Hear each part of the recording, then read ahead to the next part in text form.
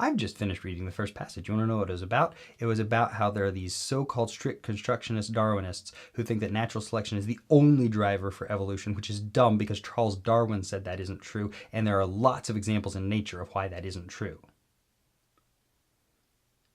And what I've just did, what I have just done is that I have described the main point of what I've just read. I've shown that I understood what I read. That's how you should be able to read every passage. All right, let's talk about these answers, these questions and answers. Main point of the passage. There are lots of evidence. There is lots of, wow, English is hard for me today. There are lots of evidence that natural selection is not the only driver for evolution. Oh my God, answer choice A.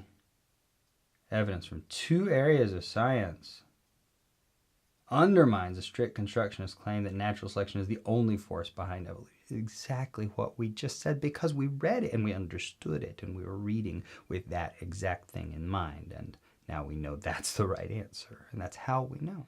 Question number 2, you know the answer is just right there in the text. I mean, how did the author say they survived? In line 43, smaller animal species are generally better able to survive. They were smaller. Answer choice B. Question 3, what did the author say about genetic mutations? I'll point to line 28. We know now from population genetics that most mutations fall into neither category. That is, they don't favor natural selection and they don't produce harmful attributes. D, the majority have no effect on reproductive success. We know it because the author said it, and that's what we want. Put your thumb on the place and say, this is where she said it. Question 4, something we know the author says, not something we think she might agree with. And in the last sentence, line 55, mammals could not have adapted in advance. It's just dumb luck that they survive in those conditions. B, the fact that a species flourishes in a certain condition or environment is not proof of adaptation. We know that for sure because the mammals survived and they didn't do it by adapting. For question 5, how did the author feel about the strict constructionists?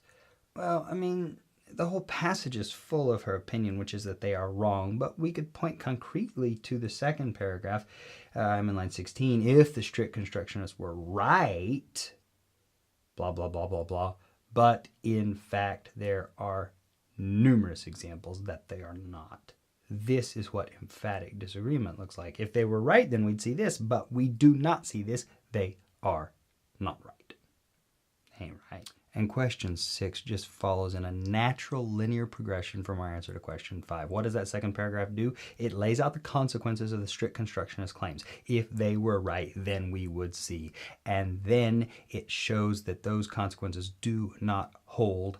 And that is the entree, the transition to the final 2 paragraphs in which we give the examples of why those consequences didn't hold.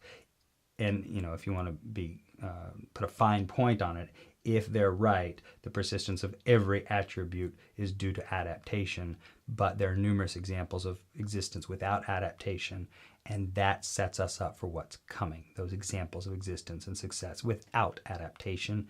Answer choice E, it explains the ramifications of the strict constructionist claims. It talks about their consequences. If they were right, then everything would be adaptation. And second, it clarifies the relevance of the evidence in the subsequent paragraphs. It tells us why we're going to be talking about the examples that we talk about in the last 2 paragraphs. For question number 7, the primary purpose of the passage is to, and this is where that reading that we did at the beginning comes back into play. The whole purpose of the passage is to show that the strict constructionists are wrong. Everything about the passage from the second paragraph where we clearly say they're wrong, through the third paragraph where we get an example of why they're wrong, and the final paragraph where we get them another example of why they're wrong. Everything exists to show that they're wrong. C, to demonstrate that they're wrong.